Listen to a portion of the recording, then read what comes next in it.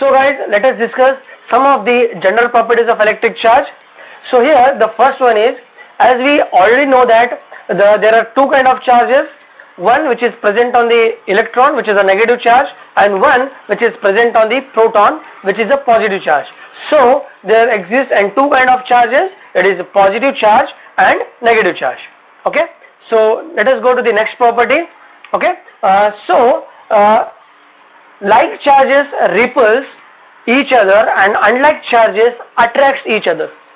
Okay, so this is second property. Like charges repel each other and unlike charges attract each other. Okay, so between the two positive charges or between two negative charges, if you consider, the force exists is a repulsive force. Means between two positive charge and between two negative charge there is an repulsive force. Okay, and the next is between one positive charge and one negative charge there exists an attractive force. So this is a second property.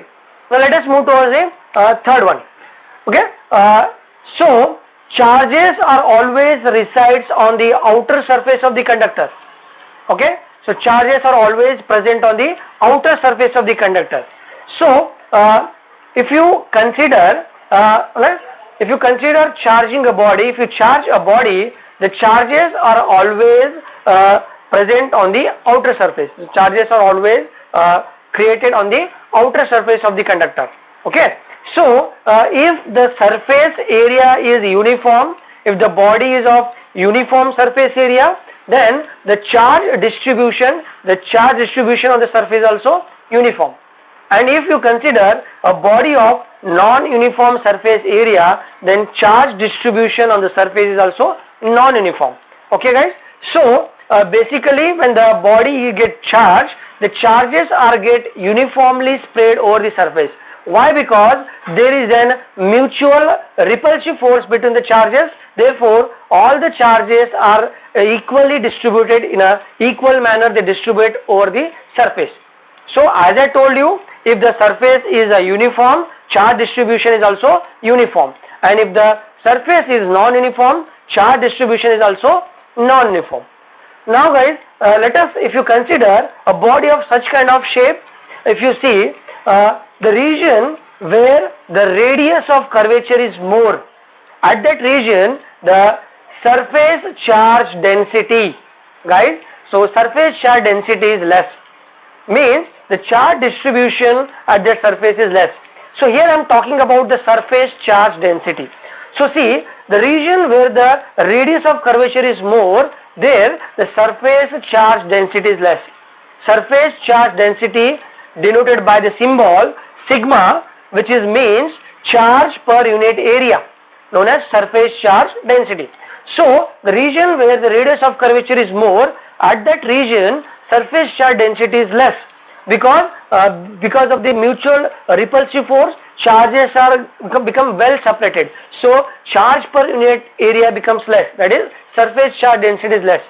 And if you see the region where the radius of curvature is less, the surface charge density is more, because at that region the surface area is very less, but charges have to be spread equally. Therefore all the charges are get accumulated at that region. Okay, so therefore the surface charge density at that region becomes more.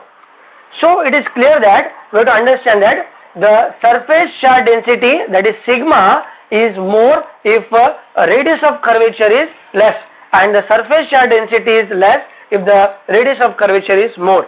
Okay, so it is clear that the sigma is inversely proportional to radius of curvature for non-uniform body. And guys, this is the reason why all the charges are get leaked at the sharp edge of the conductor. Mean, if the conductor having a sharp pointed edge, charges becomes leaked. Charges are get leaked from that point. So this is the reason, guys. Okay, and now the next property is, that is all the charges are get accumulated at the sharp edge of the conductor. So it is one kind of property of the charge. Charges are get leaked by the sharp edge of the conductor. You got this one? Okay. Now the next thing is, you have to understand charges, as we are saying, charges are accumulate on the surface, therefore the charges may transfer from one body to another body. Yes guys, the charges you can transfer from one body to another body. So like suppose if your two bodies, one is a charged, one is a uncharged, and you just make them in contact, now all the charges from charged body get transferred to the uncharged body. So means it is one of the property that charges are transferred from one body to another body. So it is one kind of property. Now move towards the next property, that is the magnitude of electric charge is unaffected by or does not depends on its motion. So the magnitude of electric charge is not depend on its motion. Means suppose the charge particle having certain magnitude is in motion, its magnitude is do not alter. Let us take example, if 2 coulomb of charge is in motion, because of its motion the magnitude, the 2 coulomb is doesn't change. Okay, the magnitude of electric charge doesn't depends on its velocity. That is the thing. Okay, and the last property of electric charge is the electric charges produces electric field, magnetic field, and also they radiate electromagnetic radiation. So guys, when an electric charge is at rest, it produces electric field. When the electric charge is in motion through a conductor, it creates a magnetic field, and when electric charge get accelerated, it emits electromagnetic radiation. Means charged particles, when they get accelerated, they emit electromagnetic radiation. So guys, this is some general properties of electric charge. Okay, now let us move towards some of the fundamental properties of electric charge. Okay, now fundamental properties of electric charge. So my dear students, there are basically three fundamental electric properties of electric charge. One is charges are conserved. Second one, charges are quantized, and the third one is charges are additive in nature. Okay, now guys, let us discuss these three in detail. Okay, now the first fundamental property, that is we are saying that charges are conserved, means conservation of electric charge. Now what is that? So it is a simple one.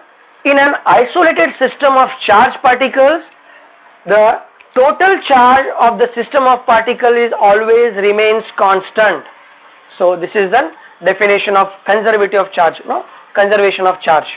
Means in an isolated system, the total charge of the system remains same, remains constant.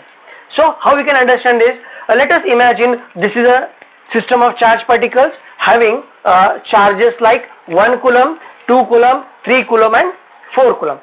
Now what is the net charge of the system? It becomes 10 coulomb. Okay, now suppose the total charge of the system becomes 10 coulomb. Suppose there is an interaction between the two charges, like suppose 1 coulomb charge and 2 coulomb charge are get interacted, they just come closer or they just in contact. Now what happened?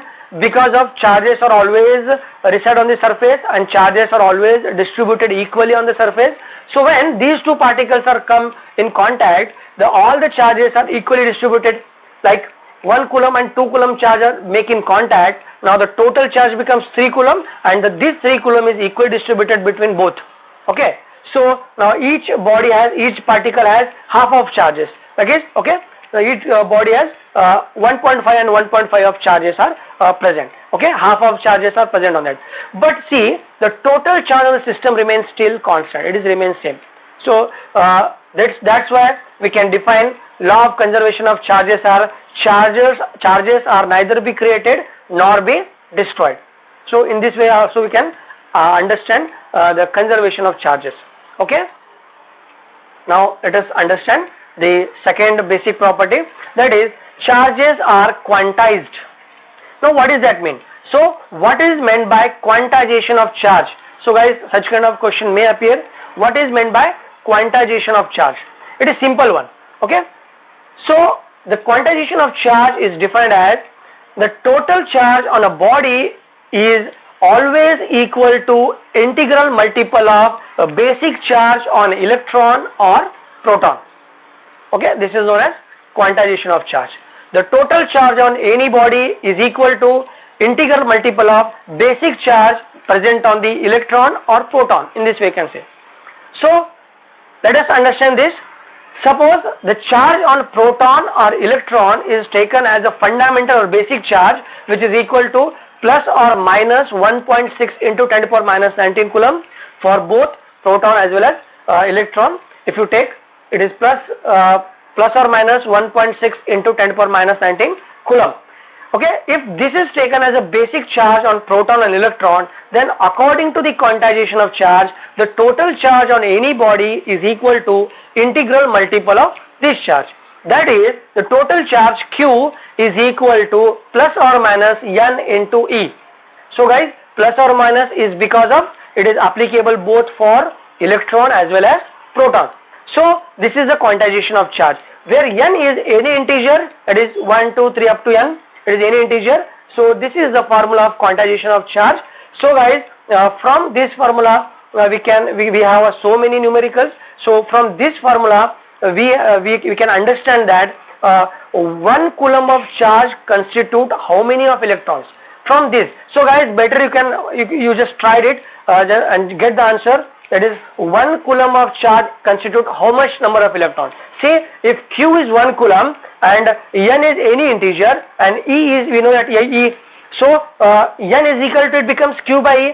Now find out number of electrons in that body. Means 1 coulomb of charge means how much electrons. Just try it and just give me the answer in a comment section. Okay, so from this you can find out 1 coulomb of charge means how much electron.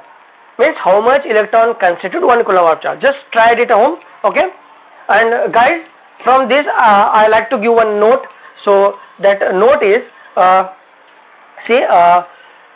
charge on any body doesn't have any frictional values. So you have to understand this. Frictional value of charge doesn't exist. Means like charges of 7 by 5 coulombs or 3 by 2 coulombs, such kind of charges are never exist in nature. Okay, so this is the thing.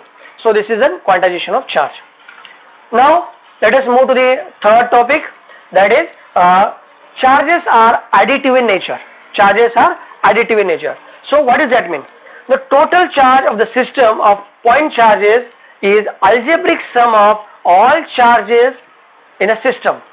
This is known as charges are additive. That is additivity of charge.